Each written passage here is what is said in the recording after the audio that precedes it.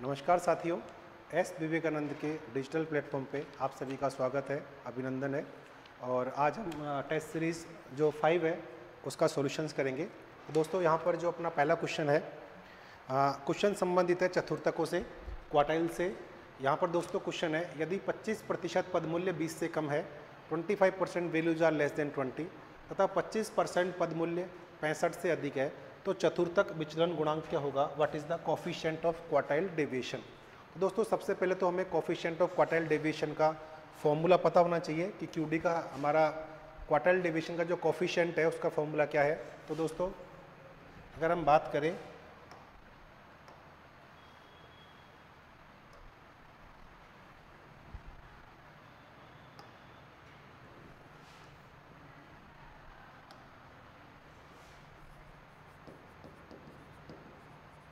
Coefficient of QD, मतलब चतुर्थक विचलन गुणांक का जो सूत्र है दोस्तों है Q3 माइनस Q1 बटा Q3 प्लस Q1।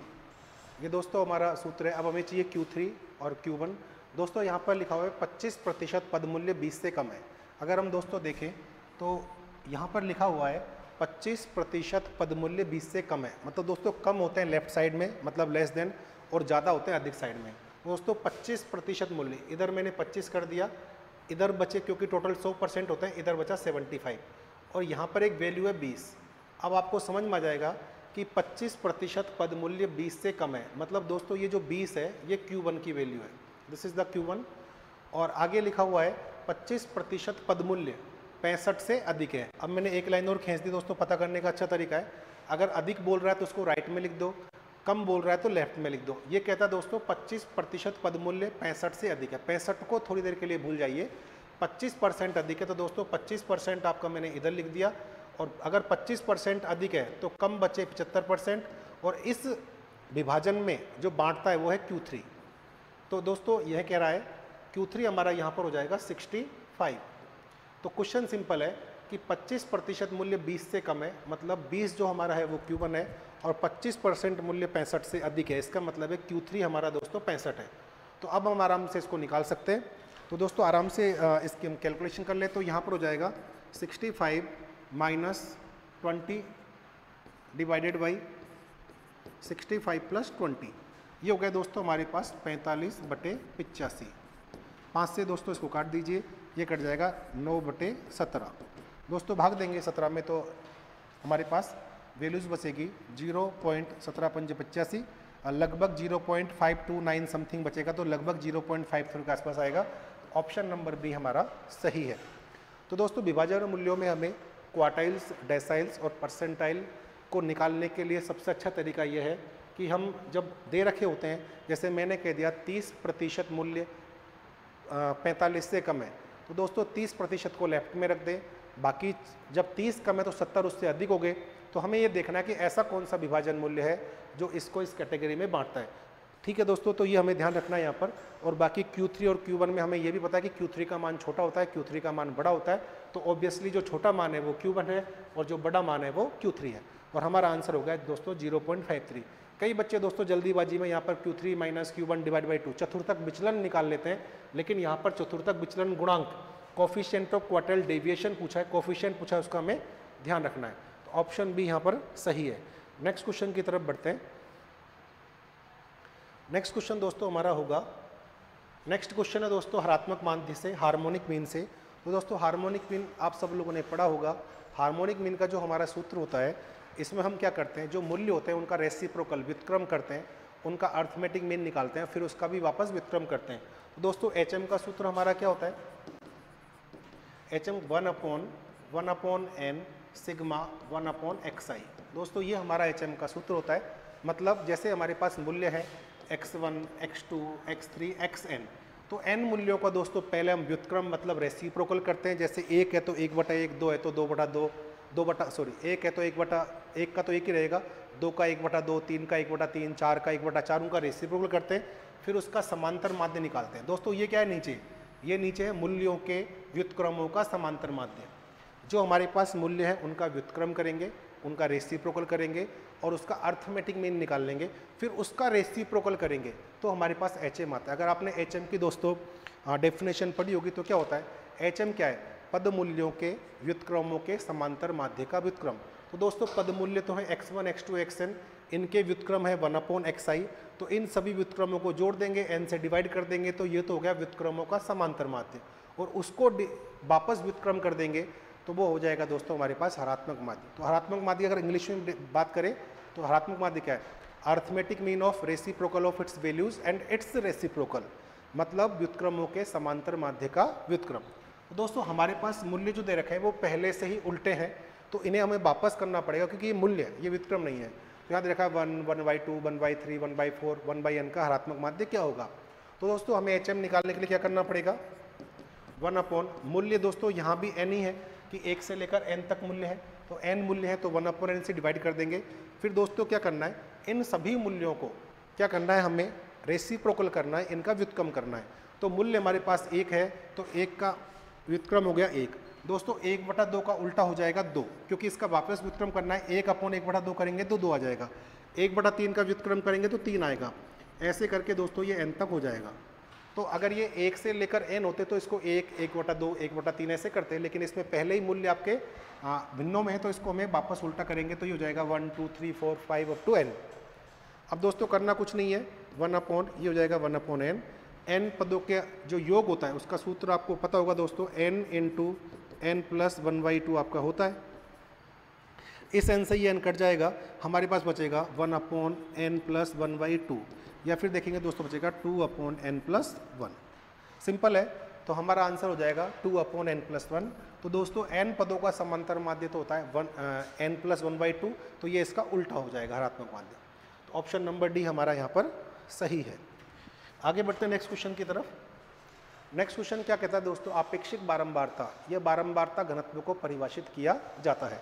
इंग्लिश में दोस्तों इसका नाम है रिलेटिव फ्रीक्वेंसी और फ्रीक्वेंसी डेंसिटी। तो बारंबारता दोस्तों घनत्व क्या होती है और ये कहाँ काम आती है भी हमें पता होना चाहिए। दोस्तों बारंबारता घनत्व या जिसको हम रिलेटिव फ्रीक्वेंसी कहते हैं या फ्रीक्वेंसी डेंसिटी कहते हैं, दोस्तों ये काम आती है हिस्टोग्राम में, आयत चित्र में। आयत चित्र दोस्तों हमारे पास एक तो होता है जो वर्गांतर होता है वो एक समान होता है, इक्वल क्लास इंटरवल होती है। एक हमारे पास क्लास इंटरवल अनइक्वल होती है। तो जब दोस्तों असमान वर्गांतर हो तो हिस्टोग्राम बनाने के लिए हम लोग फ्रीक्वेंसी डेंसिटी निकालते हैं और उसके आधार पर हम हिस्टोग्राम बनाते हैं। तो कब काम आती दोस्तों ये आपको याद रखना है कि यदि वर्गांतर समान नहीं है तो हिस्टोग्राम बनाने के लिए हम लोगों को फ्रीक्वेंसी डेंसिटी या बारंबारता घनत्व निकालना पड़ता है। और दोस्तों उसका सूत्र हमारे पास होता है फ्रीक्वेंसी डेंसिटी का FD, जिसे हम कहते हैं फ्रीक्वेंसी डेंसिटी और रिलेटिव फ्रीक्वेंसी RF। दोस्तों इसका सूत्र होता है फ्रीक्वेंसी अपॉन क्लास इंटरवल, मतलब बारंबारता अपॉन वर्ग की बारंबारता अपॉन आएगा नीचे वर्गांतर। तो ऑप्शन ए यहाँ पर सही हो जाएगा, वर्ग की बारंबारता अपॉन वर्गांतर। इंग्लिश में अगर देखें तो class frequency upon class width, मतलब बारंबारता में उसके वर्गांतर का भाग दे देंगे तो हमारे पास फ्रीक्वेंसी डेंसिटी आ जाएगी। आगे बढ़ते हैं नेक्स्ट क्वेश्चन की तरफ। Question number 4। क्वेश्चन नंबर 4 क्या कहता है दोस्तों? सॉरी, क्वेश्चन नंबर 4 कहता है कि सहसंबंध गुणांक की सार्थकता परीक्षण के लिए किस परीक्षण का प्रयोग किया जाता है? For testing the significance of an observed correlation coefficient. दोस्तों आपने देखा होगा कई बार ऐसे भी पूछते हैं कि रो बराबर 0 की टेस्टिंग के लिए H0 कौन सा काम में आता है? रो दोस्तों यहाँ पर कोरिलेशन कोफिशिएंट को शो करता है, तो रो बराबर 0 की टेस्टिंग के काम के लिए दोस्तों आता है टी टेस्ट। तो यही वही पूछा हुआ है दोस्तों, ये नोटेशन फॉर्म में, ये लैंग्वेज फॉर्म में। तो आंसर आ जाएगा हमारा टी परीक्षण या टी टेस्ट।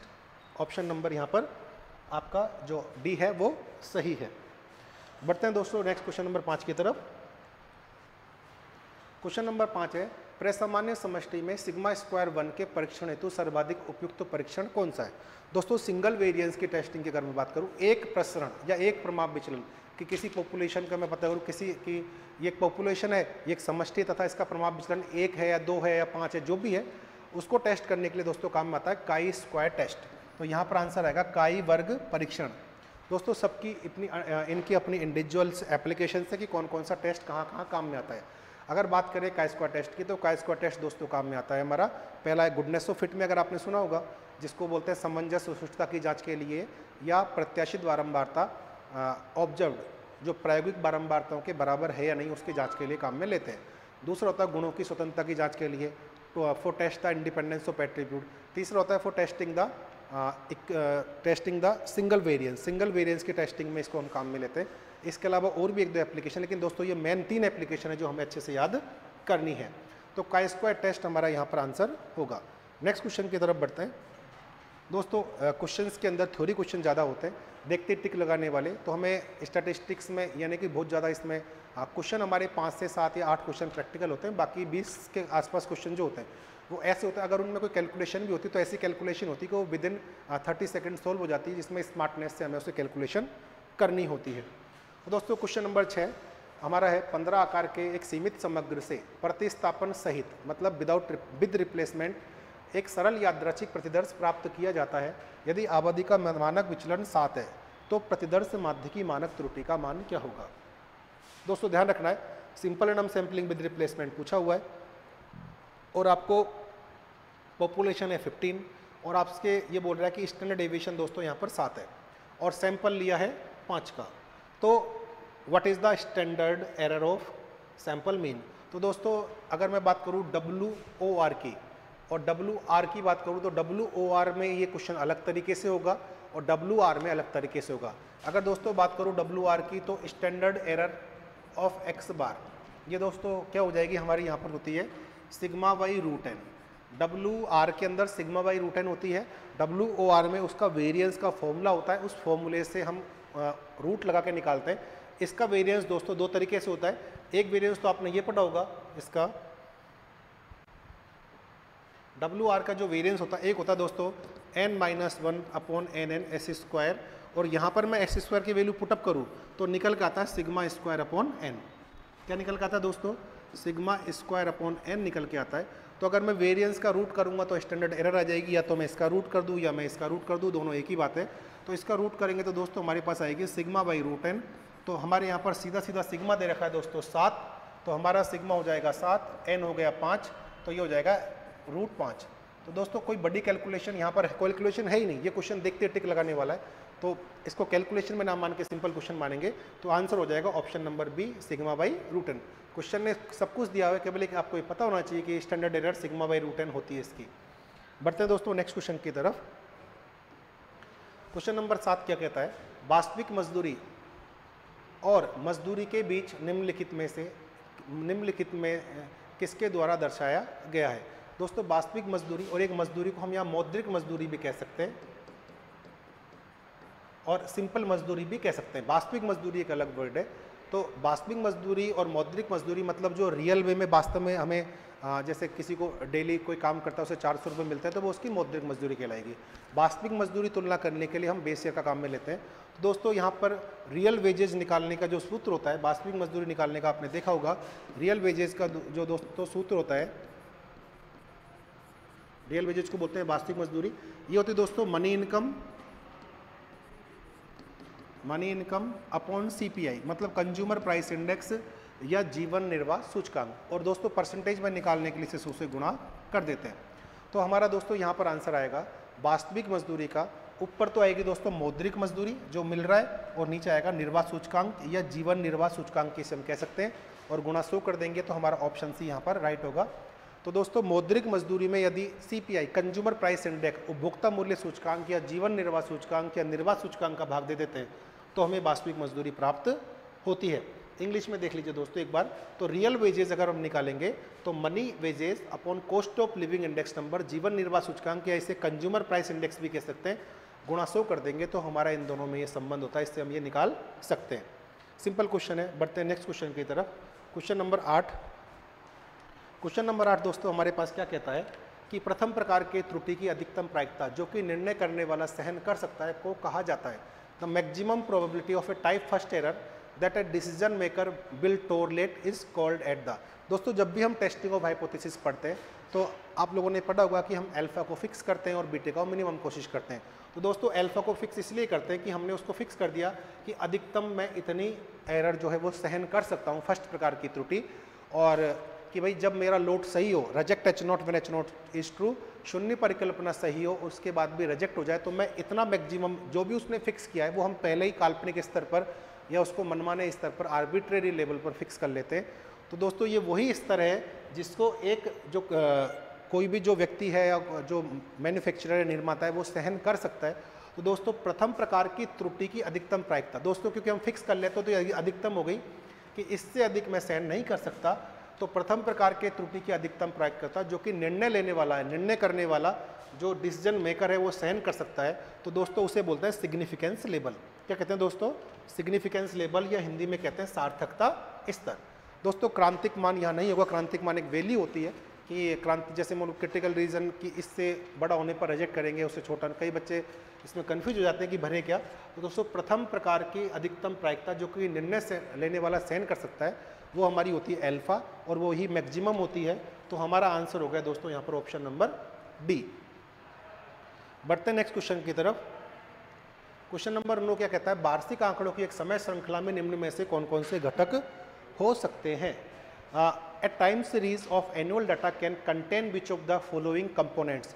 तो दोस्तों बोला कि डेटा हमारे पास एनुअल है, वार्षिक है, तो अगर वार्षिक डेटा हमारे पास है तो एक टाइम सीरीज में कौन कौन से कंपोनेंट हमारे पाए जाते हैं अगर डेटा वार्षिक है? तो दोस्तों वार्षिक, क्योंकि आप लोगों ने पढ़ा होगा कि हमारे पास जो डेटा होते हैं, मौसमी जो विचरण होते हैं, सीजनल वेरिएशन का समय 1 साल या उससे कम होता है। इसका मतलब है सीजनल वेरिएशन का डेटा वो नहीं है। जैसे वार्षिक का मतलब 1991, 92, 93, तो ईयरली फ्लक्चुएट हो रहा है। तो ईयरली जो फ्लक्चुएट होता है या तो दोस्तों वो हो सकता है चक्रीय या हो सकता है दीर्घकालीन। तो हमारा आंसर हो जाएगा दोस्तों option number D, secular trend और साइक्लिक फ्लक्चुएशन, क्योंकि डेटा यहाँ पर जो है वो है एनुअल। और अगर डेटा मंथली होता, तिमाही होता, जैसे क्वार्टरली होता या 7 डेज वीकली होता, तो हम बोल सकते हैं कि सीजनल वेरिएशन हो सकता है। लेकिन दोस्तों डेटा ईयरली है और सीजनल वेरिएशन का टाइम 1 साल से कम होता है, इसलिए यहाँ सीजनल नहीं होगा, मौसमी नहीं होगा। तो ये बोल सकते हैं कौन कौन से घटक हो सकते हैं। तो ऑप्शंस के अकॉर्डिंग अगर देखें तो हमारा बेस्ट ऑप्शन रहेगा उपनति और चक्रीय उतार चढ़ाव यहाँ पर हो सकते हैं। आई होप आपको अच्छे से समझ में आ रहा होगा। क्वेश्चन नंबर 10 की तरफ बढ़ते हैं दोस्तों क्वेश्चन नंबर 10 हमारा क्या कहता है? क्वेश्चन नंबर 10 है कि किसी सूचकांक को परिकलित करने का फॉर्मूला ऐसा होना चाहिए कि वह तुलना के एक बिंदु और दूसरे बिंदु के बीच वही अनुपात दे, चाहे उनमें से किसी को भी आधार वर्ष के रूप में लिया जाए, या यदि इसे दूसरी तरह से कहें तो आगे की गणना किए गए सूचकांक पीछे गणना किए गए सूचकांकों के अन्योन्य होने चाहिए। सूचकांकों की संगति का यह कौन सा परीक्षण है? दोस्तों इस क्वेश्चन को अगर इंग्लिश में पढ़ते हैं तो ज़्यादा समझ में आएगा।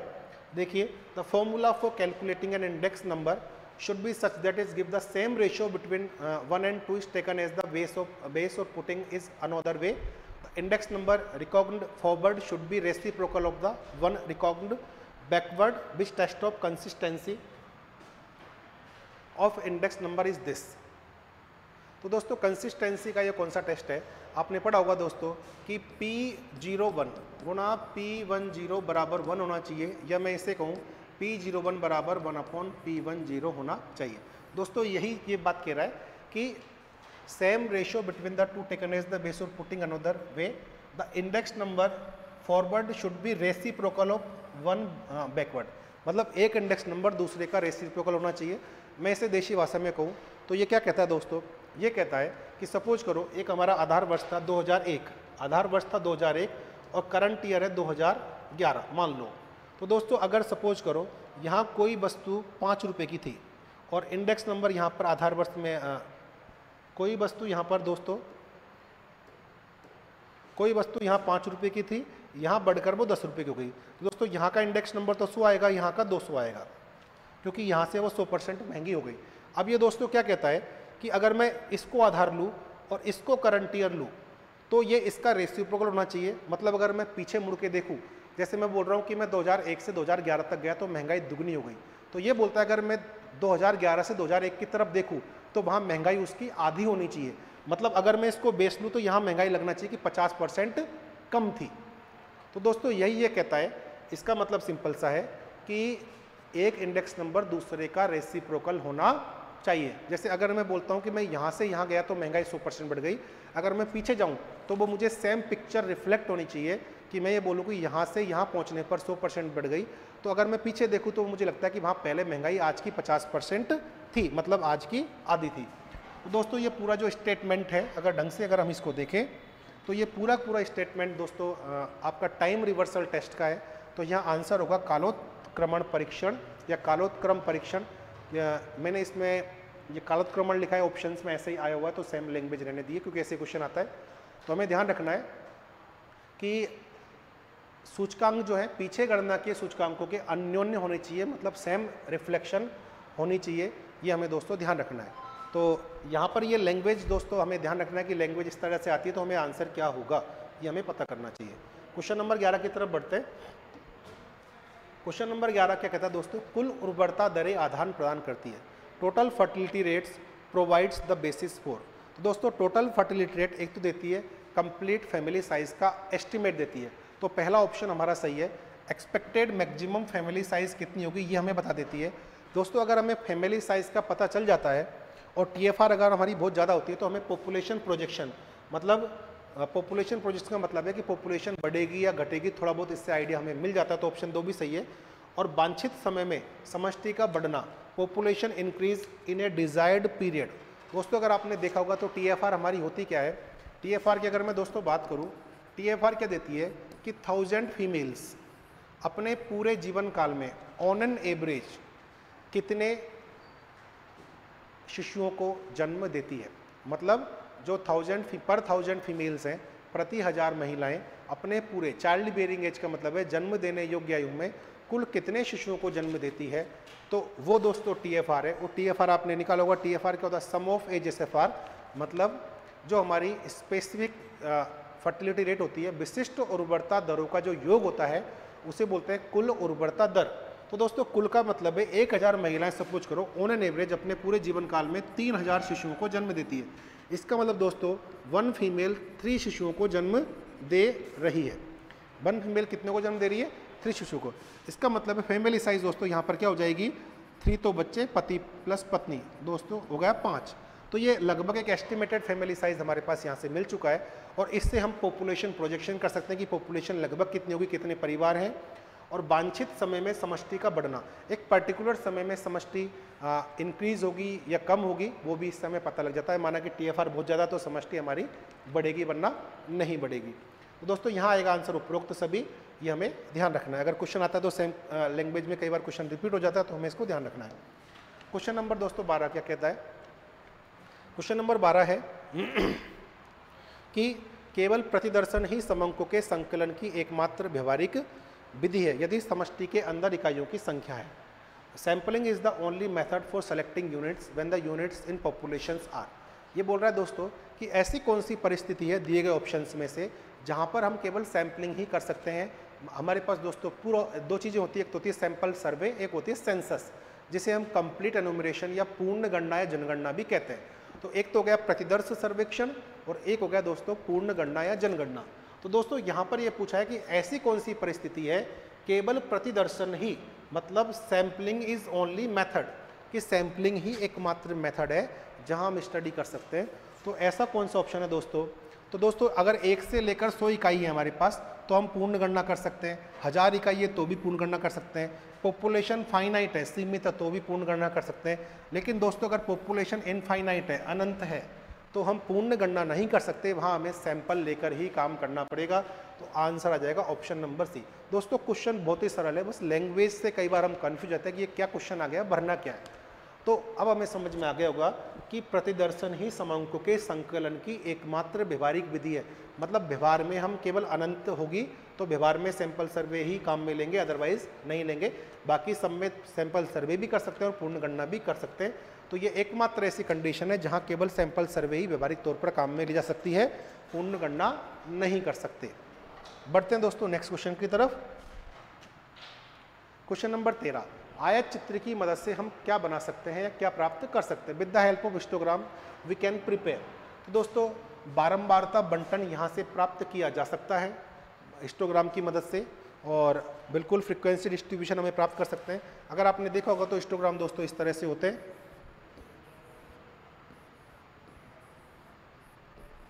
तो दोस्तों यहाँ 0 होता है, यहाँ x होता है। तो यहाँ पर जैसे 0 से 10, 10 to 20, 20 to 30, 30 to 40 to 50। तो दोस्तों 0 से 10 के बीच में यहाँ पर होती है बारंबारताएं, इधर बारंबारता होती है। तो हमें इससे फ्रीक्वेंसी डिस्ट्रीब्यूशन जैसे 0 से 10 के बीच में कितनी फ्रीक्वेंसी यहाँ से पता चल जाएगा, 10 से 20 में कितनी फ्रीक्वेंसी यहाँ से पता चल जाएगा, कितनी बारंबारता है, 20 से 30 में कितनी बारंबारता है वो यहाँ से पता लग जाएगा। तो हम यहाँ से बारंबारताएं पता कर सकते हैं और उनका डिस्ट्रीब्यूशन बना सकते हैं। दूसरा है दोस्तों बारंबारता वक्र, तो ये भी सही है, हम इससे फ्रीक्वेंसी कर्व बना सकते हैं। फ्रीक्वेंसी कर्व बनाने का तरीका क्या है, जो हमारे हिस्टोग्राम के आयत होते हैं, बार्स होते हैं, इनके मिड पॉइंट लेकर इन पे एक फ्री हैंड कर्व अगर खींचेंगे तो फ्रीक्वेंसी कर्व हमें मिल जाएगा। दूसरा दोस्तों बारंबारता बहुभुज, ये भी हम बना सकते हैं। बारंबारता बहुभुज में क्या होता है, इनके मध्य बिंदुओं को सीधी रेखा से मिलाते हैं, बिल्कुल ऐसे, तो ये बारंबारता वक्र हमें बारंबारता बहुभुज प्राप्त होगा। तो ये सभी हम हिस्टोग्राम की सहायता से प्राप्त कर सकते हैं। तो ऑप्शन नंबर डी यहाँ पर सही है। फ्रीक्वेंसी डिस्ट्रीब्यूशन कर सकते हैं, फ्रीक्वेंसी कर्व प्राप्त कर सकते हैं, फ्रीक्वेंसी पॉलीगन हम यहाँ से प्राप्त कर सकते हैं। तो ऑप्शन नंबर डी यहाँ पे सही है। क्वेश्चन नंबर 14, केंद्रीय प्रवृत्ति की कौन सी माप प्रतिदर्श के उच्चावचनों से सबसे कम प्रभावित होते हैं? Which is the least affected by sampling fluctuation in measure of central tendency. तो दोस्तों कौन है यहाँ पर, तो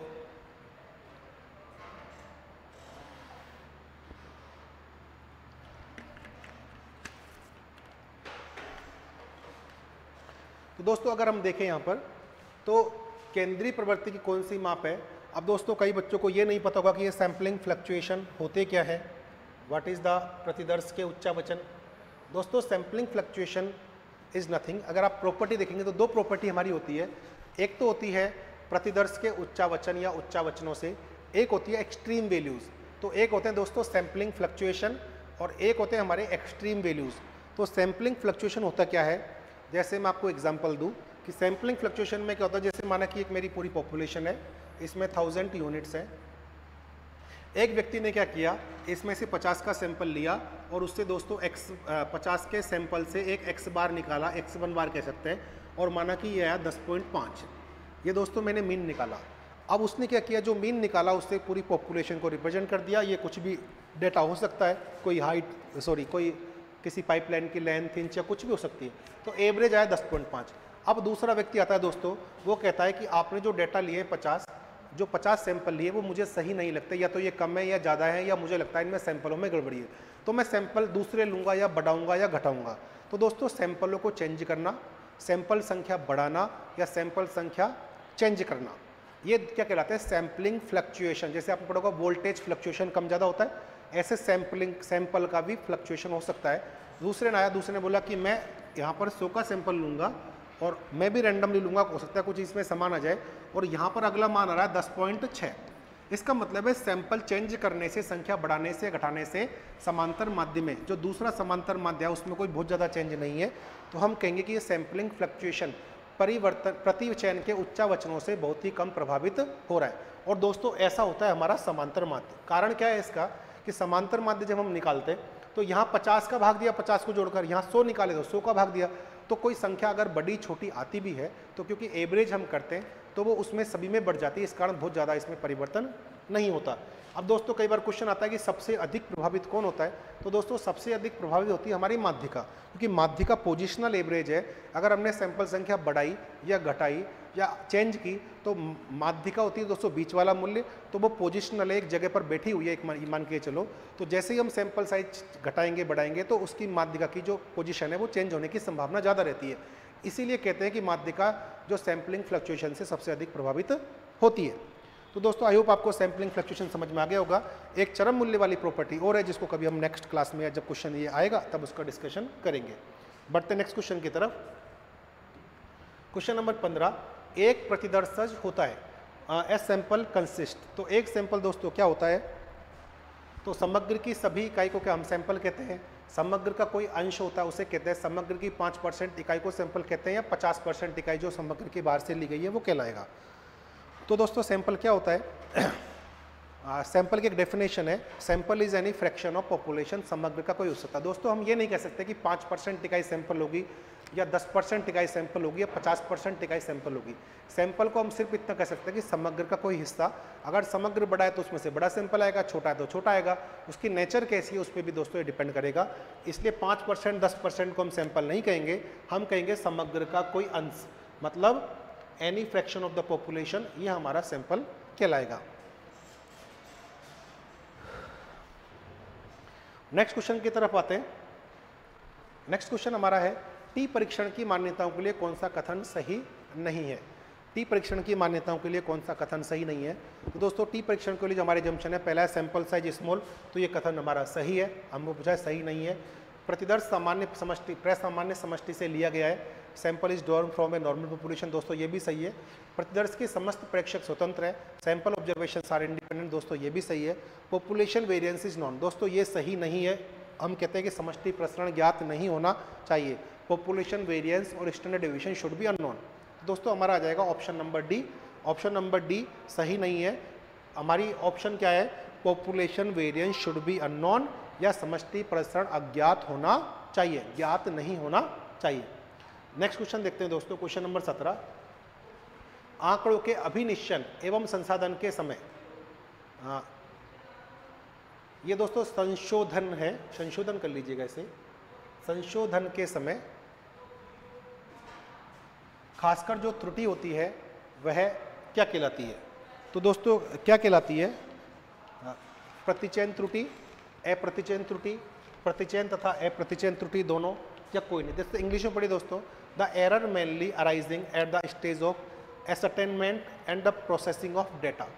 तो दोस्तों प्रोसेसिंग मतलब शुरू से लेकर एंड तक, जिसे बोलते हैं नियोजन से निष्पादन के विभिन्न स्तरों में, दोस्तों जो भी हमारी गलतियाँ होती हैं, मतलब हमने प्लानिंग गलत की है, डेटा गलत कलेक्ट किया है, टाइपिंग एरर, प्रिंटिंग एरर, जो भी मिस्टेक्स हैं, तो वही दोस्तों ये अभिनिश्चन एवं संशोधन, मतलब प्रोसेसिंग में और स्टार्टिंग स्टेज में जो गलतियां होती है, जो हम गलती करते हैं, जो एरर अराइज होती है, उसे दोस्तों कहते हैं नॉन सैम्पलिंग एरर। तो हमारा आंसर आएगा अप्रतिचयन त्रुटि। केवल दोस्तों सैम्पलिंग एरर क्या है, सैम्पलिंग एरर है कि error arise due to the sample, या आपने समष्टि के एक छोटे से भाग का अध्ययन किया है, स्मॉल पार्ट का अध्ययन किया है, उसके कारण जो एरर आती है उसे हम सैम्पलिंग एरर कहते हैं। बाकी जो भी हम गलतियां करते हैं किसी भी रूप में, वो सब नॉन सैम्पलिंग एरर का प्रकार होती है। नेक्स्ट क्वेश्चन दोस्तों है 18, पॉशी सूचकांक, मतलब पाशे की बात कर रहा है, अब आविष्ट करता है पाशेज इंडेक्स नंबर पजेस, क्या इसके अंदर होती है। तो दोस्तों आपने पढ़ा होगा पाशे और लास्पेयर, तो लास्पेयर के सूचकांक में होती है अपवार्ड बायस और पाशे के सूचकांक में होती है डाउनवार्ड बायस, मतलब उसमें होती है ऊपर की ओर अभ्युन्नति, इसमें नीचे की ओर होती है। तो ऊपर की ओर को अधोगामी क्या रखा है, और ऊर्ध्वगामी, और नीचे की ओर को अधोगामी। तो दोस्तों इंग्लिश पढ़ लीजिए, इंग्लिश में कोई कन्फ्यूजन नहीं होता है। तो ऊर्ध्वगामी का मतलब अपवार्ड और अधोगामी का मतलब डाउनवार्ड। तो दोस्तों पाशे में होती है डाउनवार्ड बायस, मतलब अधोगामी अभिन्नति यहाँ पर होती है। तो इसका कारण भी है क्योंकि पाशे के सूत्र में क्या होता है, पाशे के सूत्र में प्रचलित वर्ष तथा आधार वर्ष की अगर बात करें तो लेस्पेयर के सूत्र में तो प्रचलित वर्ष आधार वर्ष में ली गई मात्राएं काम में लेते हैं भार के रूप में, जबकि पाशे के सूत्र में हम लोग जो प्रचलित वर्ष की जो क्वांटिटी है, जो हमने काम में ली है प्रचलित वर्ष की कीमतों पर, उसको भार के रूप में, वेट के रूप में लेते हैं। इसके कारण से दोस्तों इसमें क्या होता है, इसका जो सूत्र होता है अगर हम देखें तो मैं बात करता हूँ P01LA, तो ये तो लास्पेयर का सूत्र है, जो था सिग्मा P1 सिग्मा P0, यहाँ पर Q0 इंटू Q0 इंटू 100। तो दोस्तों यहाँ पर जो भार है WJ, ये है दोस्तों Q0, और आपका जो लास्पेयर पाशे का सूत्र है sigma P1 sigma P0 Q1 into Q1 गुणा 100। यहाँ पर जो भार है मतलब WJ वेट है, वो है दोस्तों Q1। यहाँ है आधार वर्ष की मात्रा, यहाँ पर है प्रचलित वर्ष की मात्रा। तो दोस्तों अगर हम कहें तो सामान्यतः क्या होता है, कीमतें बढ़ती है। अगर हम देखते हैं तो सामान्यतः कीमतें बढ़ती है। तो दोस्तों इसने क्या किया, इसने अगर देखें तो दोस्तों जैसे कोई वस्तु प्रीवियस ईयर में मतलब आधार वर्ष में 100 रुपये की रही होगी, तो उसने जो क्वांटिटी यूज़ की वो की, लेकिन करंट ईयर में कीमतें बढ़ गई। करंट ईयर में कीमतें जनरली हम कहते हैं सामान्यतः कीमतें बढ़ती है। तो दोस्तों आपका नियम क्या कहता है, मांग का नियम, कि अगर कीमत बढ़ती है तो किसी वस्तु की जो उपभोग की मात्रा है या उसकी मांग है वो कम होती है, क्वांटिटी। तो दोस्तों यहाँ पर इसने क्या किया है कि नई कीमतों पर पुरानी क्वांटिटी यूज़ की है, जो कि गलत है। तो नई कीमतों पर पुरानी क्वांटिटी यूज़ करने से ऊपर की वैल्यू बड़ी हो जाएगी। नई कीमतों पर पुरानी, जैसे पहले क्वांटिटी अगर वो 10 यूज़ कर रहा है तो अब कीमतें सामान्यतः बढ़ गई तो उसको कहीं न कहीं उसकी कमी होगी, लेकिन यहाँ तो पुरानी क्वांटिटी काम में ले रहे हैं। तो दोस्तों ऊपर जो यहाँ पर मतलब न्यूमरेटर अंश में क्या हो गई दोस्तों, एरर हो गई। इसे कहते हैं अपवार्ड बायस, जिसे ऊपर की ओर अभिन्नति कहते हैं। तो लेस्पेयर सूत्र में ऊपर की ओर अभिन्नति होती है और पाश्चय सूत्र में अगर देखें तो देखो ऊपर तो 1 के साथ 1 है, पाश्चय के सूत्र में क्या है, इसने ली है प्रचलित वर्ष की मात्रा, तो प्रचलित वर्ष की मात्रा क्या है, बड़ी कीमतों पर कम है। अब इसने पुरानी कीमत पर प्रचलित वर्ष की मात्रा ले ली, तो यहाँ पर हो गई नीचे की ओर अभिनति। तो इसे कहते हैं दोस्तों डाउनवर्ड बायस, इसे कहते हैं अपवर्ड बायस। तो हमारा यहाँ आंसर हो जाएगा डाउनवर्ड बायस। तो लेस्पियर के सूत्र में ऊपर की ओर अभिनति होती है। आप देख लिए 1 के 0 के साथ 0 है, कोई दिक्कत नहीं, याद रखने का तरीका से हिसाब से देखें तो 1 के साथ 0 गड़बड़ हो गई, ऐसे 1 के साथ 1 है, कोई दिक्कत नहीं है, 0 के साथ 1 हो गई तो गड़बड़ी नीचे हो गई। तो पाश्चय के सूत्र में डाउनवर्ड बायस है और लास्पियर के सूत्र में अपवर्ड बायस होती है, या ऊपर की ओर अभिनति होती है। आई होप आपको अच्छे से समझ में आ गया होगा। बढ़ते हैं नेक्स्ट क्वेश्चन की तरफ, क्वेश्चन नंबर 19। क्वेश्चन नंबर 19 दोस्तों प्रैक्टिकल क्वेश्चन है। यहाँ पर पूछा हुआ है एक्स की वाई पर प्रतिगमन रेखा, मतलब x1y रेखा पूछी हुई, इंग्लिश वाले please check this, question same है, ज़्यादा फर्क नहीं है। तो x1y रेखा हमें निकालनी है दोस्तों। तो x1y रेखा निकालने का फॉर्मूला क्या होता है, ये होता है दोस्तों x माइनस एक्स बार बराबर r sigma x sigma y y minus y bar. दोस्तों सिंपल क्वेश्चन है, इसको विद इन 1 मिनट में हम सोल्व कर सकते हैं। x माइनस एक्स बार दोस्तों यहाँ पर हो गया 10 बराबर r है 0.8, सिग्मा x हमारे पास है दोस्तों 3, सिग्मा y है 12 और यहाँ हो जाएगा दोस्तों y माइनस वाई बार है 90। सारी वैल्यूज मैंने पुटअप कर ली, आंसर आपको निकल के आ जाएगा। दोस्तों ये 10 इधर प्लस में चला जाएगा, x ये 10 हो गया प्लस का, ये हो जाएगा 4 टाइम, ये हो जाएगा 0.2 टाइम, ये हो जाएगा दोस्तों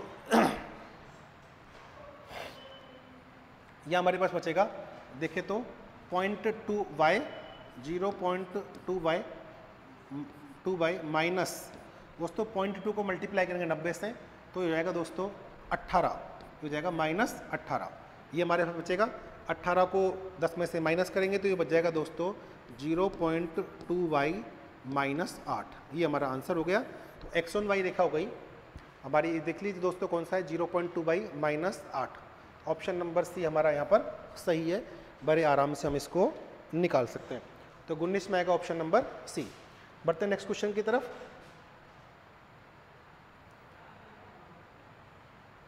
क्वेश्चन नंबर 20 ऋतुनिष्ठ विचरणों का परिकलन निम्नलिखित में से किस विधि से किया जाता है। दोस्तों ज़्यादातर क्वेश्चन तो ये आता है कि इनमें से कौन सी सीजनल की मेथड है, कौन सा इसमें ट्रेंड का मेथड है। तो seasonal variation are calculated by which of the following methods. तो दोस्तों यहाँ पर देखिए सीजनल मेथड की विधि कौन सी है, तो मेथड ऑफ मूविंग एवरेज आपकी ट्रेंड की विधि है। रेशियो टू ट्रेंड मेथड देखिए तो दोस्तों ये हमारा आंसर सही है। लीस्ट स्क्वायर मेथड आपकी ट्रेंड की है। रेजिडुअल मेथड दोस्तों आपकी जो विधि है वो अलग है, अपशिष्ट विधि जिसे हम कहते हैं, ये साइक्लिक वेरिएशन निकालने के लिए। तो हमारा दोस्तों यहाँ पर क्या होगा, ऋतुनिष्ठ विचरणों को निकालने के लिए जो किस विधि का उपयोग में किया जाता है, तो यहाँ आंसर आएगी अनुपात उपनति विधि। रेशियो टू ट्रेंड मेथड हमारी सीजनल वेरिएशन को निकालने की विधि है। दोस्तों 4 विधि हमारी सीजनल की होती है, 4 हमारी ट्रेंड की होती है। तो ट्रेंड की कौन कौन सी विधि होती है दोस्तों, एक तो होता है method of free hand curve method जो हम पढ़ते हैं आप लोग, जिसको हम बोलते हैं कि मुक्त हस्त वक्र रीति।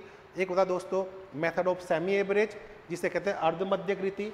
एक होता है मेथड ऑफ मूविंग एवरेज जिसे हम कहते हैं गतिमान माध्य विधि। एक होता है मेथड ऑफ लीस्ट स्क्वायर जिसे हम कहते हैं न्यूनतम वर्ग विधि। ये 4 तो दोस्तों ट्रेंड की होती है। इसी तरह से 4 होती है दोस्तों हमारे पास सीजनल की। सीजनल की दोस्तों पहली होती है मेथड ऑफ सिंपल एवरेज जिसे कहते हैं सरल माध्यों की विधि। दूसरी होती है method of ratio two trend method, जिसे हम कहते हैं अनुपात उपनति विधि। एक होती है रेशियो टू मूविंग एवरेज जिसे रेशियो टू मूविंग एवरेज को अनुपात चल माध्य विधि कहते हैं। एक होती है लिंक रिलेटिव मेथड।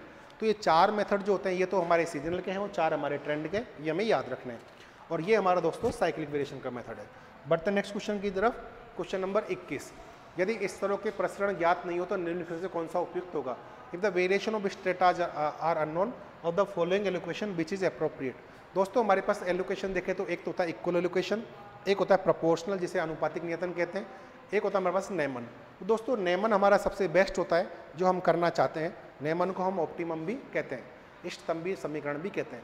अब लेकिन नेमन हम तब अप्लाई कर सकते हैं जब हमारे पास स्ट्रेटा वाइज प्रत्येक स्तर का विचलन हमें ज्ञात हो, लेकिन यहाँ उसका विचलन या प्रसरण ज्ञात नहीं है। तो नेमन के बाद जो सेकंड बेस्ट बचता है वो बचता है दोस्तों प्रोपोर्शनल एलोकेशन। तो हमारा यहाँ आंसर हो जाएगा आनुपातिक बंटवारा। नेमन के बाद सेकंड नंबर पे कौन सा है, प्रोपोर्शनल। तो अगर हमें प्रसरण ज्ञात है तो हम नेमन कर लेंगे, लेकिन प्रसरण ज्ञात नहीं है तो हम प्रोपोर्शनल एलोकेशन करेंगे। और अगर कोई कहे कि हमें साइज भी उसका पता नहीं है, आकार भी पता नहीं है, तो हम इक्वल एलोकेशन कर सकते हैं। बढ़ते हैं दोस्तों नेक्स्ट क्वेश्चन की तरफ। Question number 22। एक बंटन के माध्य के सापेक्ष प्रथम 4 आघूर्ण क्रमशः 0, 2, 0 एवं 11 है, तब बंटन होगा। दोस्तों यहाँ पर हमें कर्टोसिस पूछा हुआ है कि विच टाइप ऑफ डिस्ट्रीब्यूशन होगा। ऑप्शन कर्टोसिस के हैं, तो कर्टोसिस आप निकालते हैं दोस्तों बीटा 2 से, और बीटा 2 का दोस्तों आपका सूत्र होता है μ4/μ2 का स्क्वायर। तो दोस्तों यहाँ पर μ4 आपको दे रखा है 11 और μ2 हमारे पास है दोस्तों 2, क्योंकि ये केंद्रीय आघूर्ण आपको दे रखे हैं। तो 2 का स्क्वायर करेंगे तो हो जाएगा 4, तो हमारे पास बचेगा दोस्तों 11/4 ही हो जाएगा 3.75। फिर हम दोस्तों निकालते हैं गामा 2। गामा 2 होता है बीटा 2 - 3। तो बीटा 2 हमारा है दोस्तों, सॉरी 2.75 आएगा, 2.75। तो बीटा 2 हमारा है दोस्तों 2.75 - 3 करेंगे, ये हो जाएगा -0.25। तो गामा 2 क्योंकि लेस देन 0 है, तो हमारा आंसर आ जाएगा प्लेटेकर्टिक, जिसे कहेंगे सपाट कुकुत्ती।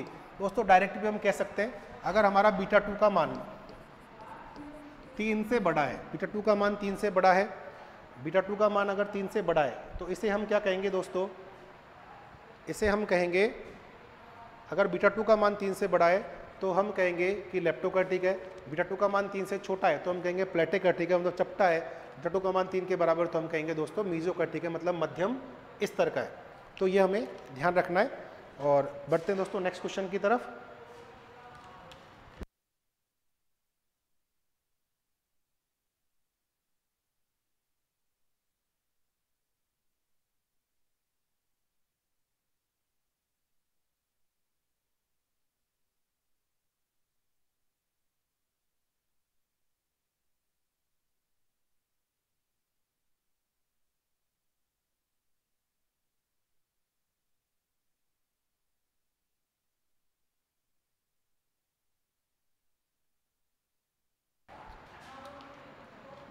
ठीक है दोस्तों, तो ये क्वेश्चन में हम सिंपल है, आराम से निकाल सकते हैं। तो यहाँ पर जो हमारा मान आएगा 11/4, ये 2.75 आएगा। तो अगर बीटा 2 का मान 3 से बड़ा है तो हम कहेंगे दोस्तों ये लेप्टोकर्टिक, मतलब ऊंचा होगा। अगर 3 से छोटा है तो हम कहेंगे चपटा होगा, प्लेटेकर्टिक होगा और सपाट होगा। और अगर बीच का है तो हम कहेंगे दोस्तों मध्य कुकुदी या मीजोकर्टिक होगा। सिंपल क्वेश्चन है दोस्तों। बढ़ते हैं नेक्स्ट क्वेश्चन की तरफ। Question number 23। दोस्तों माना कि x बराबर -1/18 + 2.5 है तथा y बराबर -2x + 13 दो प्रतिगमन रेखा है, तो x बार तथा y बार का क्रमशः क्या मान होगा। What is the value of x bar and y बार। दोस्तों आपने पहले भी इस तरह के क्वेश्चन किए होंगे। तो x बार और y बार दोनों प्रतिगमन रेखा एक दूसरे को x बार तथा y बार बिंदु पर काटती है। तो जो दोनों के लिए कॉमन बिंदु होगा वही हमारा x बार तथा y बार होगा। दोनों इक्वेशन को दोस्तों सॉल्व कर लेते हैं, हमारा जो आंसर आएगा वो इजी वे में निकल के आ जाएगा।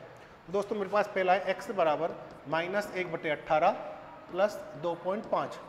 दूसरी दोस्तों इक्वेशन है y बराबर 2x + 13।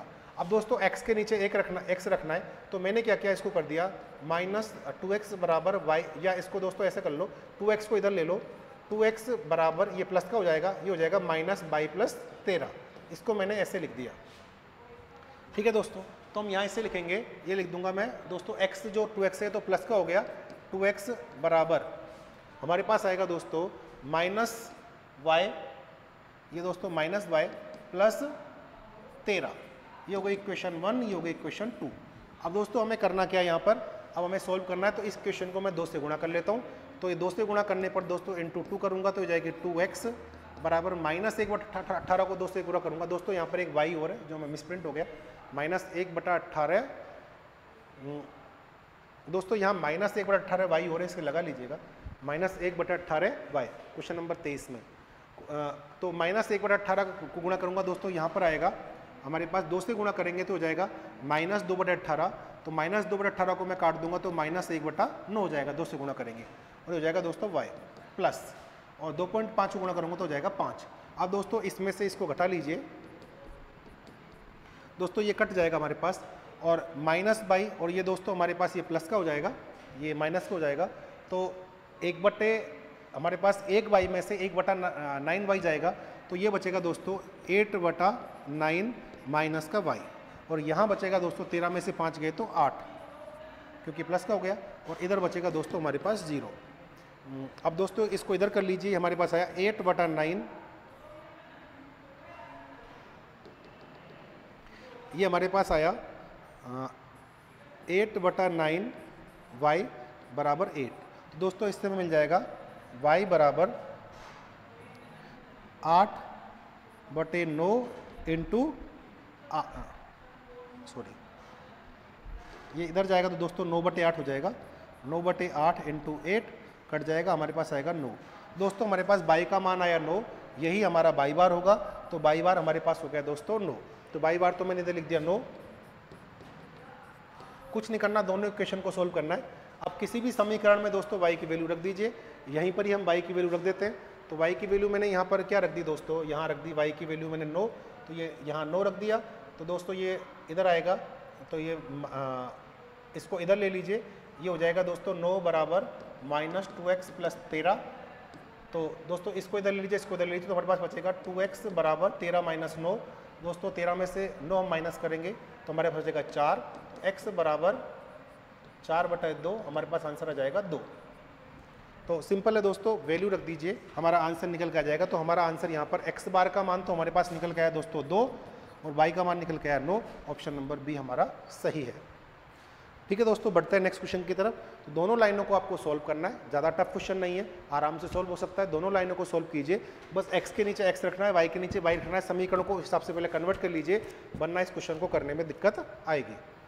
नेक्स्ट क्वेश्चन की तरफ बढ़ते हैं। नेक्स्ट क्वेश्चन है दोस्तों R12 बराबर 0.7, R13 बराबर 0.5, R23 बराबर 0.4 हो तो R23.1 का मान क्या होगा। दोस्तों क्वेश्चन है पार्शियल कोरिलेशन कोफिशिएंट का, काफ़ी इंपॉर्टेंट क्वेश्चन है। तो करते हैं इसको। पार्शियल कोरिलेशन कोफिशिएंट का आपको सूत्र याद होना चाहिए। R12 यहाँ पर पूछा हो दोस्तों R23.1। इसका दोस्तों सूत्र होता है R23 माइनस R21 या 12, R12 फिर R13, फिर दोस्तों जो अपन ने माइनस किए वही हम स्क्वायर कर देंगे। R12 का स्क्वायर 1 माइनस R13 का स्क्वायर, और दोस्तों यहाँ लगा देंगे रूट, तो हमारा आंसर निकल के आ जाएगा। दोस्तों करना कुछ नहीं है, R23 हमारे पास है 0.4 माइनस R12 है 0.7 इंटू R13 है 0.5। ये हमने दोस्तों दोनों स्क्वायर कर लिए इसे, डिवाइडेड बाई, फिर हमारे पास आएगा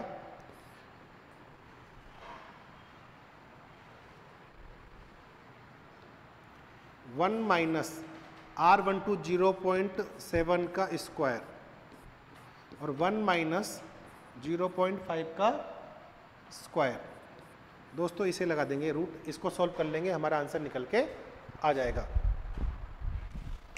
बढ़ते हैं दोस्तों नेक्स्ट क्वेश्चन की तरफ। सॉरी, अभी ये क्वेश्चन सॉल्व नहीं हुआ, इसे आराम सोल्व कर लेते हैं। तो हमारे पास 0.4 माइनस 0.35। दोस्तों यहाँ 7 का स्क्वायर करेंगे तो हमारे पास आएगा 0.49। 0.49 में से 1 माइनस करेंगे तो 0.51, ये यहाँ बचेगा दोस्तों इनटू, ये दोस्तों हमारे पास 0.25 तो ये बचेगा 0.75। इन दोनों का दोस्तों हमें लेना है रूट, और आराम से दोस्तों इनका हम गुणा कर लेते हैं। थोड़ी सी कैलकुलेशन इसके अंदर है, ज़्यादा नहीं है। तो दोस्तों गुणा करने पर अगर हम इसको देखेंगे तो हमारे पास आएगा 0.3825, ऊपर बचेगा 0.05, 0.3825, और इसका रूट लेना है। दोस्तों ज़्यादातर विद्यार्थी अब कंफ्यूज होता है कि रूट यहाँ पर जो आंसर होता है वो एस्टिमेटेड होता है। दोस्तों हमें थोड़ा आइडिया लगाना पड़ेगा। जैसे 0.6 का रूट होता है 3600, 0.6 का रूट क्या होता है, जैसे 0.6 इंटू 0.6 करेंगे, 0.60 इंटू तो होगा 3600।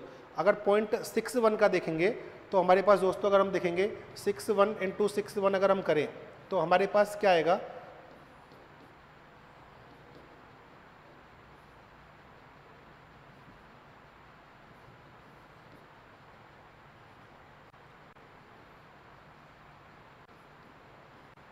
हमारे पास आएगा दोस्तों 3721, मतलब 0.3721 आएगा। और अगर 0.62 इंटू 0.6 करेंगे तो इससे थोड़ा सा ऊपर निकल जाएगा। तो मतलब हमारा जो यहाँ रूट होगा 0.61 से लेकर 0.62 के बीच में होगा। दोस्तों दोनों में से कोई भी रख सकते हैं आंसर हमारा, क्योंकि आंसर बहुत दूर दूर होते हैं, एग्जैक्ट बराबर नहीं होते। तो यहाँ पर मैं रख रहा हूँ दोस्तों 0.05, मैं 0.61 रख रहा हूँ, 62 भी आप रख सकते हैं, कोई दिक्कत नहीं है। तो जब इसका दोस्तों हम भाग देंगे तो हमारे पास लगभग निकल के आएगा दशमलव से दशमलव काट दीजिए, हमारे पास निकल आएगा 0.08 समथिंग निकल के आएगा। तो दोस्तों यहाँ पर जो आंसर आ जाएगा ऑप्शन नंबर बी।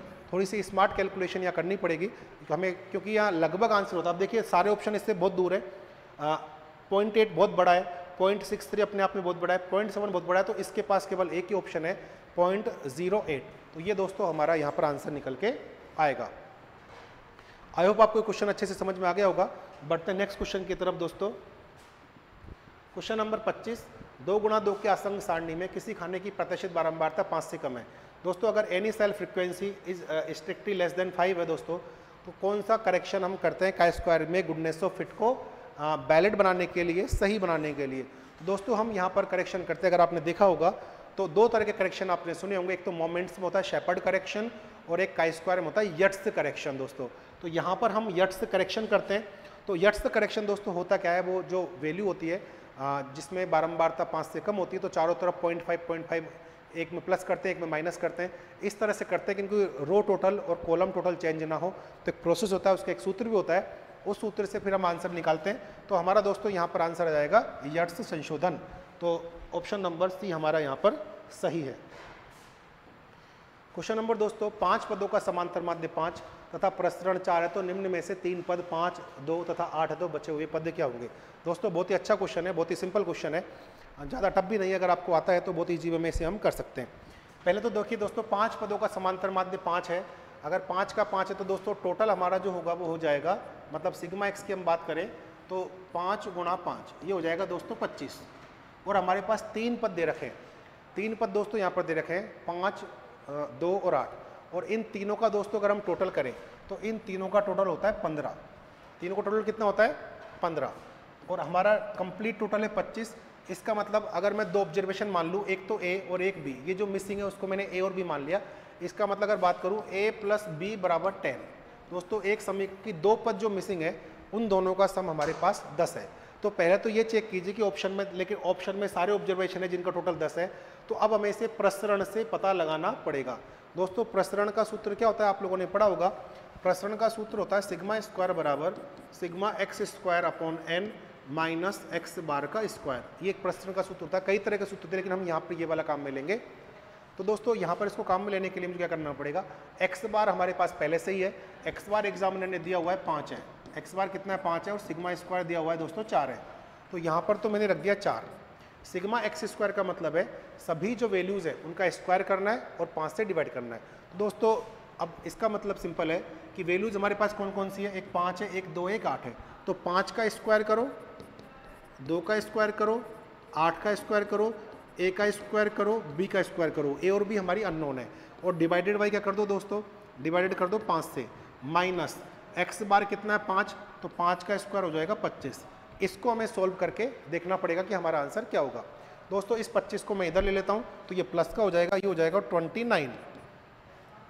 अब दोस्तों हम यहाँ पर देखेंगे तो 5 का स्क्वायर हो गया हमारे पास 25 + 4 + 64 plus A square plus B square divided by 5। दोस्तों इस 5 को इधर ले लीजिए, तो ये हमारे पास हो जाएगा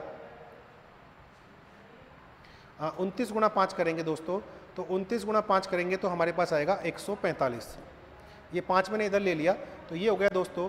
इन चारों को टोटल कर लीजिए, तो ये चारों का तीनों का टोटल हमारे पास आएगा 64 + 4 + 25, तो 64। ये देखेंगे दोस्तों हमारे पास 29 और अगर हम 64 करेंगे तो 94 हो जाएगा 93। तो 93 + ए स्क्वायर प्लस बी स्क्वायर, ये हमारे पास आ गया दोस्तों 145। अब इसको 93 को इधर माइनस कर दीजिए, तो हमारे पास क्या आएगा दोस्तों, ए स्क्वायर प्लस बी स्क्वायर बराबर 145 में से दोस्तों 93 जाएगा, तो हमारे पास यहाँ पर निकल के आएगा 7 और 5 52। ये होगा दोस्तों 52। ये मैंने सोल्व कर लिया। अब दोस्तों हमारे पास 2 इक्वेशन बन गई, एक तो बन गई ये वाली और एक बन गई ये वाली। अब हमें देखना है यहाँ पर ऐसा ऑप्शन जिनके दोनों का टोटल तो 10 होना चाहिए और दोनों के स्क्वायर का टोटल होना चाहिए 52। तो ऐसा कौन सा ऑप्शन है दोस्तों, देखो 5 और 5 10 तो है, लेकिन इन दोनों का स्क्वायर करेंगे तो 25 और 25 50 आ रहे हैं, जबकि हमें चाहिए 52। दोस्तों ये ऑप्शन नंबर बी देखिए, 4 का स्क्वायर करेंगे तो 16 और 6 का करेंगे तो 36, इन दोनों का टोटल करेंगे तो दोस्तों 52 आएगा। इसका मतलब ये आंसर हमारा सही है, option B is the right answer. बहुत ही अच्छा क्वेश्चन है और बहुत ही सिंपल क्वेश्चन है अगर समझ में आ गया तो, वरना बहुत ही अगर समझ में नहीं आती चीज़ें तो हमें बहुत ही कॉम्प्लिकेटेड हो जाती है। बढ़ते हैं दोस्तों नेक्स्ट क्वेश्चन की तरफ, क्वेश्चन नंबर 27। क्वेश्चन नंबर 27 दोस्तों क्या है? क्वेश्चन नंबर 27 बड़ा सिंपल है। यदि लास्पेयर का सूचकांक L है, पाशे का सूचकांक P है, तो ड्रोबिश बाउले का और फिशर का सूचकांक क्या होगा? सबसे पहले तो हमें ड्रोबिश बाउले का दोस्तों सूत्र याद होना चाहिए कि आपने देखा होगा ड्रोबिश बाउले सूचकांक क्या होता है दोस्तों? लास्पेयर और पाशे सूत्र का समांतर माध्य होता है, मतलब ड्रोबिश बाउले बराबर L plus P divide by 2 होता है।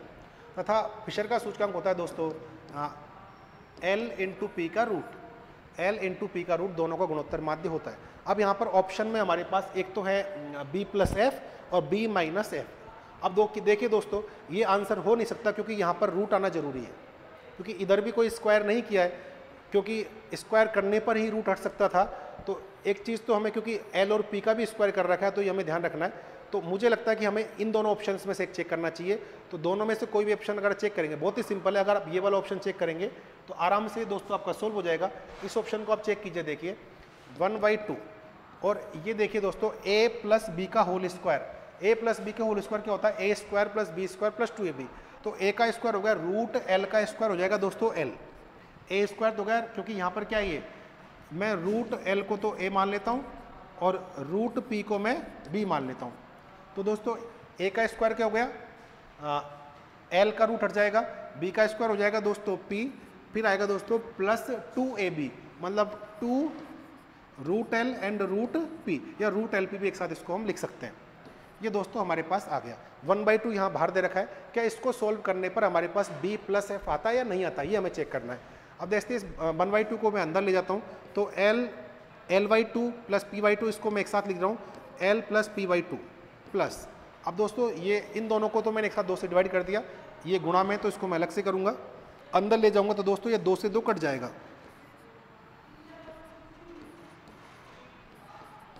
ये 2 से 2 कट गया। Root L and root P को मैं रूट LP भी लिख सकता हूँ एक साथ में, क्योंकि दोनों गुणा में कोई दिक्कत नहीं है। तो ये दोनों, ये और ये दोनों एक ही बात है। ठीक है दोस्तों, ये हमारा क्या होगा? देखिए ये हमारा हो गया D, तो ये हो गया D प्लस, और ये रूट LP हमारे पास बचा दोस्तों, ये क्या हो गया हमारा F। तो D प्लस एफ, मतलब हमने इसको सोल्व किया तो हमारे पास आ गया D plus F, sorry B plus F. यहाँ पर ड्रोबिश बाउले को B लिया हुआ है दोस्तों, तो ये B प्लस एफ आएगा, सॉरी, तो ये हो गया B प्लस एफ। तो हमारा आंसर हो गया दोस्तों ऑप्शन नंबर B, हमारा यहाँ पर सही है। Option number B is the right answer. बहुत ही अच्छा क्वेश्चन है। अगर हम माइनस वाला खोलेंगे तो यहाँ ये सॉल्व नहीं होगा।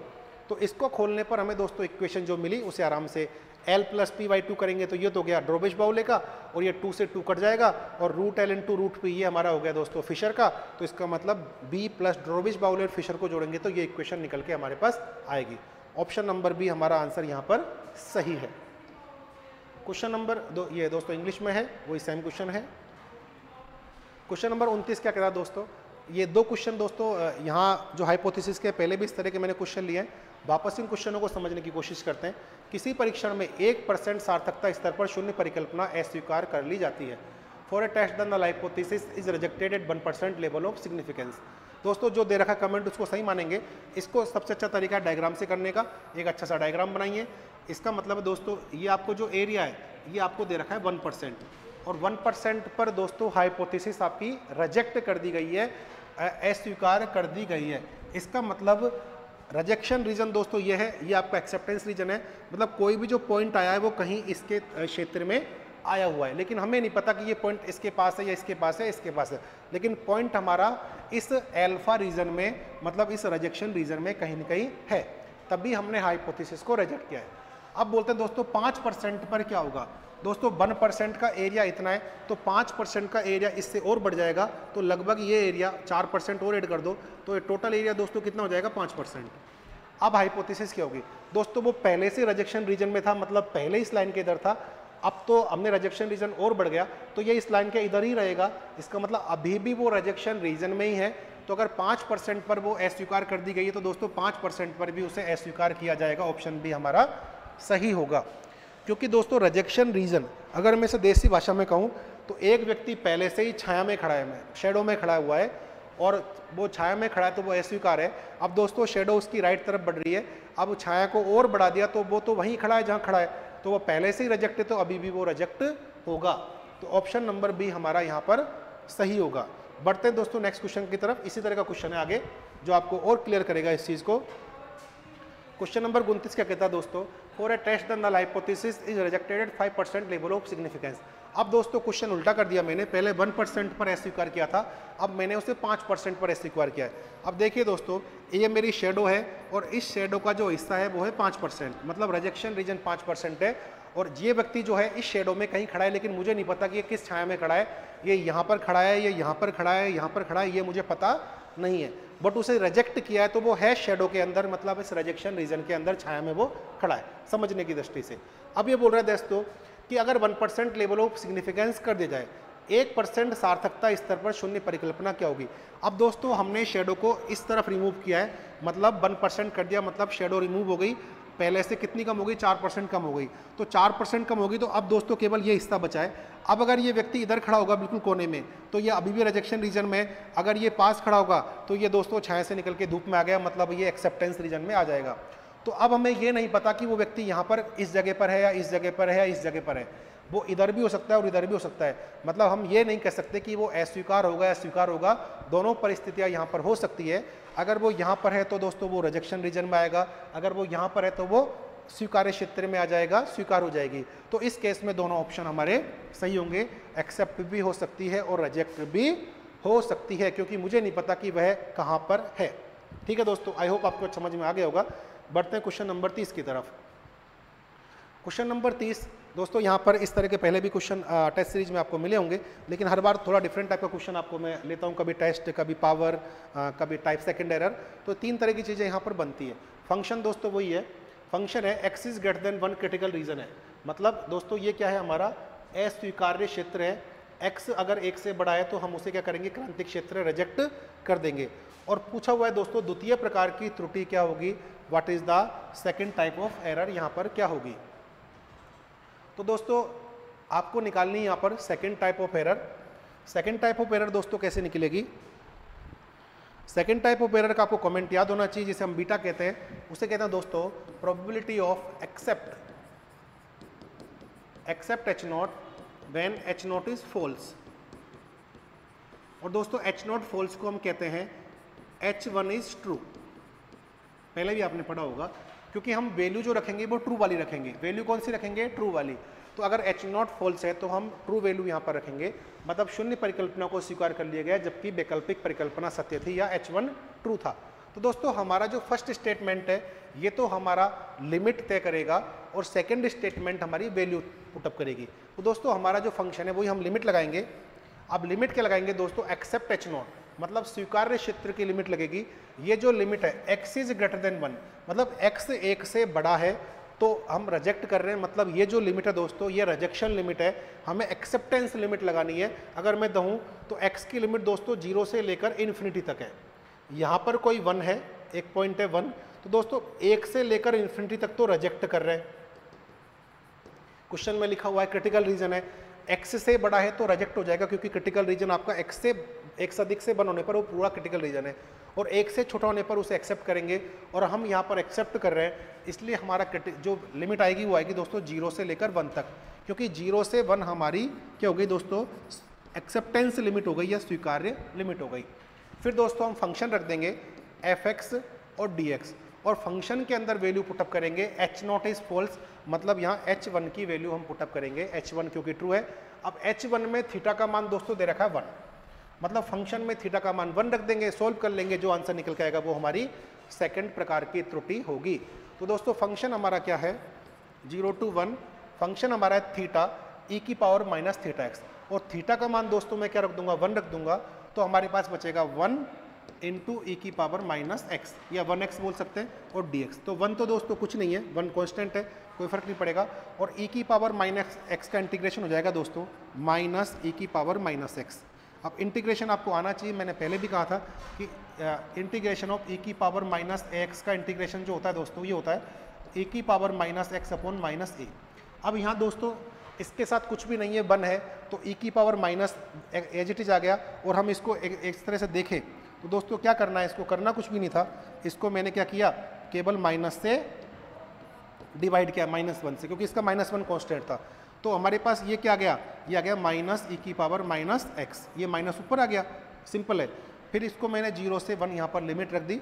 लिमिट रखने पर अब क्या करेंगे दोस्तों, इस माइनस को तो बाहर ले लीजिए, ये माइनस तो बाहर आ गया, 1 रखेंगे तो आएगा ई की पावर माइनस 1 और 0 रखेंगे तो आएगा माइनस ई की पावर 0। तो ई की पावर 0 दोस्तों आपको पता ही होगा, ई की पावर 0 का मान होता है 1। तो हमारे पास क्या बचा यहाँ से, हमारे पास बचा माइनस ई की पावर माइनस 1 और माइनस 1। दोस्तों ये माइनस अंदर जाएगा तो हो जाएगा 1 माइनस ई की पावर माइनस 1, ये तो प्लस का हो जाएगा, ये माइनस का हो जाएगा। दोस्तों इसको मैं 1 माइनस 1 अपॉन ई रख सकता हूँ, ये भी आंसर सही है दोस्तों, लेकिन इस फॉर्म में आंसर नहीं है, तो हमें क्या करना पड़ेगा, इसको दूसरी फॉर्म में लेना पड़ेगा। दोस्तों क्या करना है, इसको एलसीएम ले लो, ई ये हो जाएगा ई माइनस 1 अपॉन ई, तो ये दोस्तों हमारा आंसर यहाँ से निकल के आएगा। तो आंसर हो गया ई माइनस 1 अपॉन ई, तो दोस्तों हमारा यहाँ पर आंसर हो जाएगा E minus 1 upon E.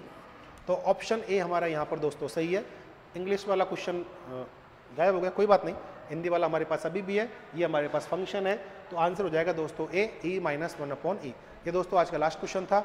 I hope आपको सभी 30 क्वेश्चन समझ में आ गए होंगे। दोस्तों इस पेपर में कैलकुलेशन थोड़ी सी कम रखी गई थी। पेपर किसी भी तरह का हो सकता है, जहाँ ज़्यादा कैलकुलेशन हो सकती है, कम हो सकती है, क्वेश्चन आपको समझने की दृष्टि से भी आ सकते हैं। तो आज का पेपर दोस्तों बिल्कुल डीप थॉट वाला क्वेश्चन था। सिंपल पेपर अगर मैं कहूँ तो बहुत ज़्यादा टफ या सिंपल भी नहीं कह सकते, बीच का पेपर था। तो आई होप आपको ये समझ में आ गया होगा। अब दोस्तों लास्ट बात जो मैं आपसे करने जा रहा हूँ वो बात है टेस्ट पेपर। एक छोटी सी इन्फॉर्मेशन आपको इसके अंदर देनी थी। मुझे लगता है जो भी मुझे अपडेट देना होता है मैं आगे दे दूंगा। तो दोस्तों क्वेश्चन नंबर अगर आप देखोगे टेस्ट सीरीज 2, आप देखोगे जो अपनी टेस्ट सीरीज 2 हुई थी उसमें क्वेश्चन नंबर 7, ये दोस्तों काफ़ी बच्चों की इसके बारे में मुझे रिक्वायरमेंट भी आई थी, मैंने भी थोड़ा इसके बारे में जांच पड़ताल की। आप देखना टेस्ट सीरीज 2 में क्वेश्चन नंबर 2 था, जहां पर आपसे क्वेश्चन एक पूछा गया था कि एक सिक्का है, उस सिक्के को हम 4000 टाइम्स थ्रो करते हैं। एक मिनट में क्वेश्चन चेक कर लेता हूँ। इसमें था दोस्तों कि एक सिक्के को 4000 टाइम टॉस करते हैं, तो उसमें अगर एक सिक्के को 4000 टाइम टॉस करते हैं तो उसमें 2231 बार हेड आता है या चित आता है। अब दोस्तों सिक्के की अनबायस्डनेस मतलब अनभिन्नता टेस्ट करने के लिए कौन सा टेस्ट काम में आएगा। तो दोस्तों यहाँ पर आपके पास उसमें 4 ऑप्शन थे, जिसमें 2 ऑप्शंस के बीच में कन्फ्यूजन था। एक था काई स्क्वायर टेस्ट और एक था जेड टेस्ट या नॉर्मल टेस्ट जिसे हम कहते हैं। तो दोस्तों इसकी मैंने और थोड़ी डीप स्टडी की, तो दोस्तों कई बुक्स में इसको जेड टेस्ट से भी सॉल्व किया हुआ है। तो इसके बारे में और मैंने थोड़ा सा जो टीचर्स इन्फॉर्मेशन रखते हैं उनसे मैंने बात की। तो दोस्तों यहाँ पर दोनों ही आंसर सही हैं, क्योंकि लेकिन किसी ने अभी आज तक डिलीट नहीं लगाया, इसलिए क्वेश्चन डिलीट नहीं हुआ। दोस्तों काई स्क्वायर टेस्ट भी हम यहाँ लगा सकते हैं और जेड टेस्ट भी हम यहाँ लगा सकते हैं, क्योंकि जेड टेस्ट में हम प्रपोर्शन टेस्ट कर सकते हैं। क्योंकि हेड और टेल के अंदर प्रॉब्लम क्या है कि केवल 2 ही फेस होते हैं, या तो कॉइन टॉस करेंगे दोस्तों तो या तो आएगा हेड या आएगा टेल, या तो आएगा दोस्तों हेड या आएगा टेल चित्तौर पर जिसे हम कहते हैं। तो हम प्रपोर्शन टेस्ट कर सकते हैं कि P बराबर 0.5 है या नहीं है। मतलब हेड का प्रपोर्शन 1/2, मतलब जैसे माना कि 4000 बार कॉइन टॉस किया, तो अगर सिक्का अनबायस्ड है, अनभिन्नत है, तो क्या वो आधी बार उसमें हेड आ रहा है या टेल आ रहा है। तो दोस्तों प्रपोर्शन टेस्ट भी यहाँ लगाया जा सकता है, मतलब जेड टेस्ट भी यहाँ लगा सकते हैं और काई स्क्वायर टेस्ट भी लगा सकते हैं। काई स्क्वायर टेस्ट में दोस्तों क्या होता है, एक तो होता है EI और एक होता है हमारा EI। तो दोस्तों माना कि मैंने कॉइन टॉस किया, तो यहाँ पर क्या होता है दोस्तों, OI तो मेरी हो जाएगी 2231। एक तो दोस्तों ये तो मेरी हो गई हेड के लिए, और टेल के लिए हो जाएगी दोस्तों, इसमें से हम 4000 में से घटा देंगे तो हमारे पास बच जाएगी 1769। और इसकी जो एक्सपेक्टेड प्रत्याशित बारंबारता वो 2000 हो जाएगी दोस्तों। फिर हम क्या करेंगे, यहाँ पर OI माइनस EI का होल स्क्वायर करके OI माइनस EI का होल स्क्वायर करके EI से भाग दे देंगे तो हमारे पास, और फिर इसका टोटल कर लेंगे तो काई स्क्वायर का मान निकल के आ जाएगा। और इसकी जो डिग्री ऑफ फ्रीडम हो जाएगी, एक 1 डिग्री ऑफ फ्रीडम इसकी आएगी, क्योंकि यहाँ पर सैंपल केवल 2 ही माने जाएंगे, एक तो हेड का और एक टेल का। तो कॉइन अनबायस्ड टेस्ट करने के लिए दोस्तों काई स्क्वायर टेस्ट भी काम में ले सकते हैं और जेड भी काम में ले सकते हैं। इसका प्रूफ यह है कि BL अग्रवाल की जो दोस्तों बुक है क्वांटिटेटिव स्टैटिस्टिक्स वाली, जो इंग्लिश वाली है, उसमें एक क्वेश्चन है और वहाँ पर बोथ आंसर उसमें माना है। तो कल को अगर ये क्वेश्चन आता भी है तो अगर कहीं पर आपको बोथ ऑप्शन मिले तो पहला जो प्रेफरेंस देना आप बोथ को देना, क्योंकि काई स्क्वायर टेस्ट और जेड टेस्ट दोनों यहाँ पर अप्लाई किए जा सकते हैं। अगर अलग अलग आए दोस्तों तो अलग अलग आने पर, क्योंकि जेड टेस्ट इसकी डिग्री ऑफ फ्रीडम केवल 1 होती है और 1 degree of freedom is not good for enough, मतलब ज़्यादा अच्छी नहीं है। डिग्री ऑफ फ्रीडम अगर ज़्यादा हो तो ज़्यादा ठीक है, लेकिन अब हेड, क्योंकि सिक्के के केवल 2 ही केस होते हैं, हेड और टेल, तो डिग्री ऑफ फ्रीडम इसकी मैक्सिमम 1 ही आ सकती है। तो 1 डिग्री ऑफ फ्रीडम बहुत ज़्यादा अच्छी नहीं होती है, तो हम उसमें इंडिविजुअल में इसको जेड टेस्ट प्रीफर कर सकते हैं। अब आंसर क्या मानेगा ये मुझे नहीं पता, पर जेड टेस्ट प्रीफर कर सकते हैं इंडिविजुअल के अंदर, अलग अलग पूछे। लेकिन अगर बोथ ऑप्शन में हो तो बोथ ऑप्शन आप इसमें भरे, ये मेरा आपको सजेशन रहेगा। तो दोस्तों ध्यान रखना है कि सिक्के की अनबायस्डनेस टेस्ट करने के लिए काई स्क्वायर और जेड टेस्ट दोनों काम में ले सकते हैं, ये हमें याद रखना है। लेकिन इंडिविजुअल ACF में क्वेश्चन आया था तो वहाँ पर जेड टेस्ट माना हुआ है, और क्योंकि अगर हम काई स्क्वायर टेस्ट यहाँ पर लगा सकते हैं, लेकिन डिग्री ऑफ फ्रीडम इसकी जो स्वतंत्रता की कोटि केवल 1 रहने के कारण ये बहुत ज़्यादा अच्छी नहीं मानी जाती है। इस कारण से जेड टेस्ट, क्योंकि ये लार्ज सैंपल बेस्ड है, प्रपोर्शन हम इजीली फिट कर सकते हैं। लेकिन दोस्तों यहीं पर ही बात करें पासे की अनभिन्नता, मतलब अनबायस्डनेस फॉर डाइस, तो उसके अंदर दोस्तों काई स्क्वायर बिल्कुल बेस्ट फिट है, वहाँ पर हम काई स्क्वायर आंसर भरेंगे। अगर पासे, क्योंकि पासे में 6 फेस होते हैं, वहाँ डिग्री ऑफ फ्रीडम 5 निकल के आती है। वहाँ पर तो दोस्तों प्रैक्टिकल क्वेश्चन भी बुक्स में दिए हुए हैं। तो पासे की अनबायस्डनेस टेस्ट करने के लिए काई स्क्वायर हम भर सकते हैं इजी वे में, और यहाँ पर दोस्तों दोनों आंसर यहाँ सही माने जा सकते हैं। अगर बोथ ऑप्शन है तो बोथ ऑप्शन आप इसमें भरेंगे, इंडिविजुअल में आप जेड टेस्ट आंसर लगा सकते हैं। तो दोस्तों थोड़ा सा मुझे इसमें एक्सप्लेनेशन देना था तो मैंने दे दिया। Thank you so much. Next test series में मिलते हैं, तब तक के लिए शुक्रिया।